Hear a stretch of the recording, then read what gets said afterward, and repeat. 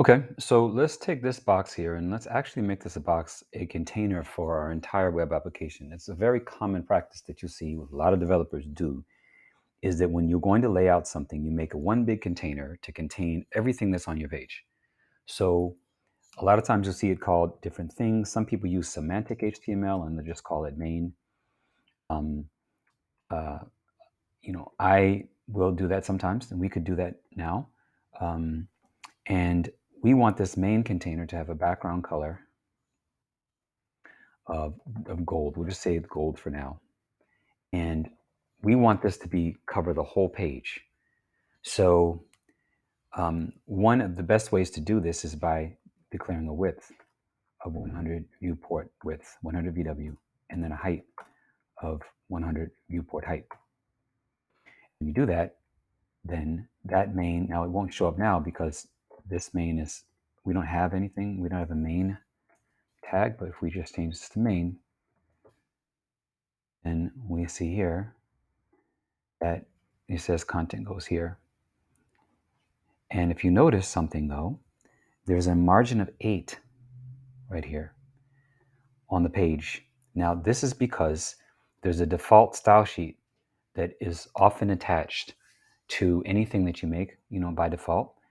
And that has some basic things like um, margin and padding and so on. So one thing that you can do in style.css is in this main, in the body,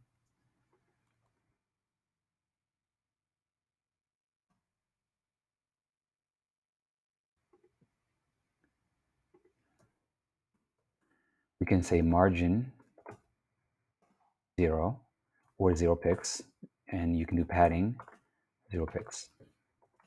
Save that and then refresh this, then everything is flush. So it's the first thing that you need to do. You don't want that white space around. I mean, it just screams that you're an amateur if you have white space around just the top and the left of your content.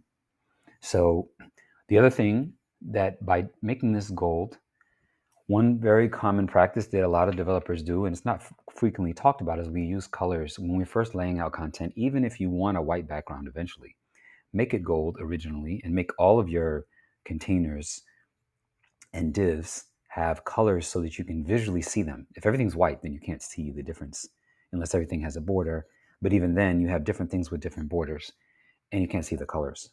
So what we're going to be making is a calculator, and we want to have a box that is in the center of everything. So right now we're going to make a box. Just call it, let's just call it calculator. Now there's a raging debate about whether or not you should use IDs for CSS styles or only use classes. And the winning side at this point seems to be that you should only use classes. And this has to do with the specificity of IDs. So we're going to use only classes for our CSS styling. If you want to learn more about that, you're free to Google it. I'm not going to engage in the debate now, but there are a lot of passionate people on both sides. So in this case, we're just going to have a calculator one, and we're going to say this has a width of 100, no, more than 400 pixels, say 300, and a height of 500 pixels, and a background color of, for now, we'll just say, is mauve an option here?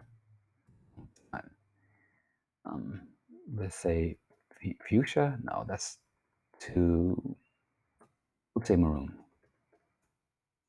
We'll change this later. Well, in fact, you know what? I'll just make it a gray. We'll just do pound 333. And then inside of our main here, instead of content goes here,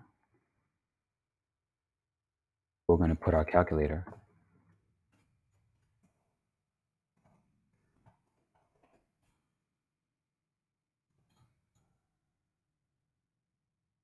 So we've got our core calculator right there. Actually, I'm going to give it more of a color because it'll stand out against some of the other things we'll do. We'll go back to maroon. Okay. So our first flexbox lesson is understanding centering. Now, before CSS flexbox came out, a lot of times we would do vertically centering. We'd use options for vertical centering that had mixed results, Horizontal centering has always been easy, but vertical centering has actually been a little trickier than you would imagine. Flexbox makes it really easy. So let's talk about what we mean by flexbox. So you can declare display flex on a particular item. I'm declaring this on my gold main section, or my main element. When I declare that it is display flex, that means that I have option to use flexbox properties on this particular container. And flexbox is very useful for layout. So what we're going to do here is we're going to say display flex, and then we're going to say we're going to give it a flex direction. Flex direction of row. Okay. When we say there's a flex direction of row, what we mean is that all of our positioning on the default main axis will be a row, which is, if you see my hands in the upper right hand corner of the screen, you're flexing out into the row like this, right? The flexing is happening like this. You're flexing horizontally. That's flex direction row. That's the main axis. When you do flex direction row, you're flexing horizontally, and that means that horizontal is your main axis. So with that, you can do justify content, center. Justify content will align, will justify the content. It will position the content along the main axis. So if we do that and then save, then we see this then positions this right into the middle. Right? I'm actually going to make this a little smaller. The calculator, I'm going to make this smaller. We're going to do 200 pixels by 300 pixels. Okay. So there's another axis though.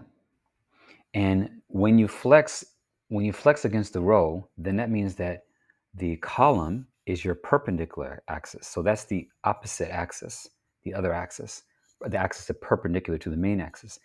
And so when you do align items, that will align or position the element on the perpendicular axis. So if you do align item center, and now this is aligned on the perpendicular, which is the vertical. So with getting all the words out of the way, basically all you need to know is that if you flex a content, then you can justify content, and that's the main. Align items will always do it on the perpendicular. So that's how that works. Now, there are lots of other ways that you can use the content. For example, I'm justifying the content on center, but let's say I want it to be at the beginning. I can do justify content, and when you put a colon, you see there are all of these different options. If I can do flex start, that's the start of the flex. Right? And flex end is the end of the flex. So, and that's on that axis. So you could do the same thing on the other axis. You could say, well, I want this to be centered, again, but then if I want it to be at the bottom, but in the middle, the middle of the horizontal, you just do align items, flex end.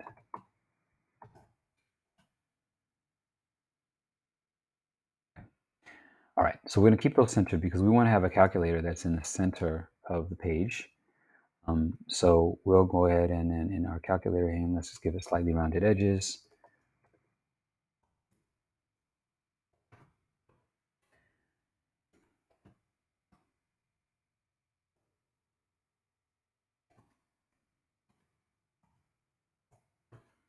Up shadow.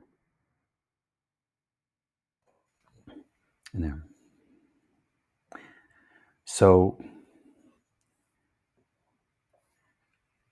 we've just to summarize, we're using Flexbox and we're aligning on axes to get both horizontal and vertical.